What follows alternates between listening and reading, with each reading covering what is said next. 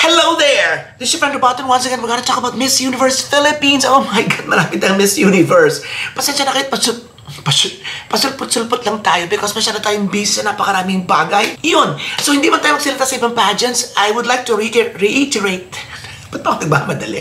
I would like to reiterate this na hindi ko man makudaan ng Miss World or Miss International or Miss Grand International. Never po tayong i-skip sa Miss Universe or sa Miss Universe Philippines.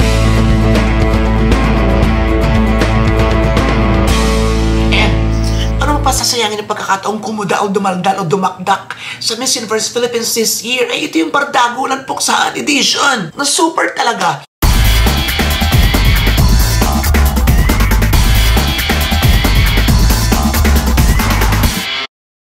So I wasn't able to watch the entire Miss Universe Philippines presentation or press presentation, pero nireview ko yung mga videos, nireview ko yung mga photos, at talaga namang this might be the most exciting, the most thrilling Miss Universe Philippines edition. What do you think?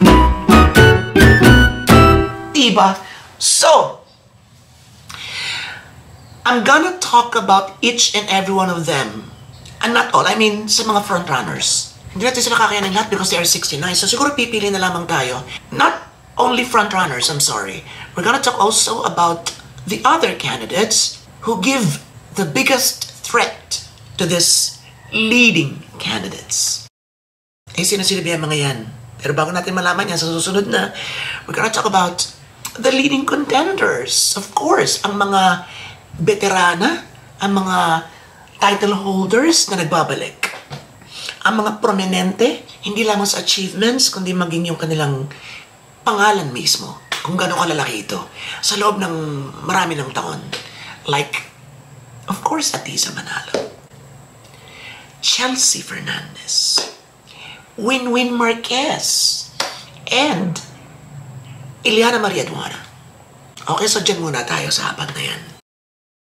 Bibigyan ko kayo ng aking opinion tungkol sa kanila individually sa mga susunod na araw, but at this point, ay gusto kong ipaalam sa inyo kung ano yung aking general observation, sino yung mas nagpakaba sa akin, sino yung mas nagbigay sa akin ng malakas na impact, at sino yung top sa ilang categories na babanggitin natin. Let's start with the outfit, of course. Di ba tayo pa mga Pinoy, may hilig tayo sa mga arrival outfits, sino yung mga nag-top 10 sa arrival outfits, sa mga pre-departure, ganyan-ganyan ever. Top 10 ng pre-arrival outfits, mga top 10 ng gala outfit, mga top 10 ng practice or rehearsal outfit. Diba? Now, punta tayo sa mock-up. Yan. Sa mock-up at sa hair. Sino na pinakagusto ko? Well, I was fascinated with Chelsea Fernandez's makeup and hairdo. Hairstyle. Maganda bagay sa kanya. Bumagay sa mukha niya, bumagay sa beauty niya, and then elegante, and at the same time, hindi siya masyadong pang-formal, di ba? Yung hair na pwedeng sa gala, pwedeng sa mga evening gown competition, at the same time, merong casual touch, merong light peg. Yun. So, bumagay pa siya sa kanyang outfit. And na-enhance pa yung kanyang ganda. Yun. Okay, so now we go to the outfits, and here are my top 10 favorites. Let's go.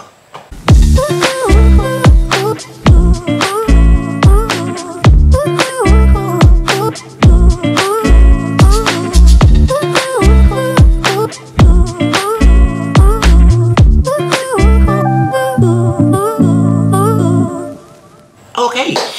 And topping the list para sa akin. Kasi nabigay ng regal aura sa kanya, at the same time bumagi sa kanya. Plus, tamang-tama lang yung kulay sa okasyon at saka sa kanyang beauty. Nag-coordinate ang kanyang kagandahan sa kanyang kasuotan. Merong chemistry. Ang ganda ng style. Something not really unique because may mga nakikita na ako ganung style. Pero, nagbigay ito ng kakaibang datingan, kumbaga. Bukod sa bumagay sa kanya, bukod sa pinakita yung kanyang pagiging smart, if you would just compare that outfit to the rest of the candidates' outfits. So, parang nagmukha siyang unique and special. And mas na accentuate, mas na enhance yung kanyang sexing katawan. Alright, so, without further kuda, that's Iliana Mariaduana. So, para sa akin, siya yung pinaka-best dressed. Siya yung may pinakamagandang outfit. Classy, elegant, hindi mabigat sa mata, basta ang ganda-ganda sa kanya. Now, it can never be denied that Atisa Manalo is really one of my all-time favorites when it comes to pageantry. Kaya marami nagsasabi sa akin, yan, unfair ka kay kasi makaatisa ka, unfair ka kay ganito because makaatisa ka. I must admit na talagang meron akong pagkiling, kumbaga, in a way, kay Atisa Manalo because I thought she deserved to be a representative to... No, I'm not questioning Chelsea's win. I'm saying that she could have also won if, and only if, na nabigyan ng mas magandang atake. And nadala niya yun, yung parang complacent. Hindi ko alam kung sino nag-handle sa kanya. I don't think it is Atisa who should be blamed for all those bizarre outfits or unflattering outfits para sa kanya. Feel ko sumusunod lang siya kung anong sabihin sa kanya, kung anong isuot sa kanya. Because she is like that. Na, giving respect to the people who help her out. In her outfits, and in Q&A most probably, in Pasarela and everything. So meron siyang team din na tumutulong sa kanya. And I must say na lagi silang mali. From Pilipinas, from Miss Universe Philippines to Miss Cosmo. Andun yung complacency nga na sinasabi natin na para okay, isa Manalo, whatever, ano man ang kanyang suot, ano man ang kanyang kwan, go. Kaya kahit simpleng gown lang, diba? So sana tanggalin yun ngayon. And now, hindi ko lang kung yung pa rin yung mga nag-handle sa kanya iba na, ay ano na naman ang naisip ninyo? What were you thinking once again? Hindi maganda yung datingan ni Atisa doon. Diba? Konting darker shade sa mata, ay parang na siya nasa Adams. I hate to say this because I love Atisa. You know how much I love Atisa. But, hindi talaga pumagay sa kanya. Diba?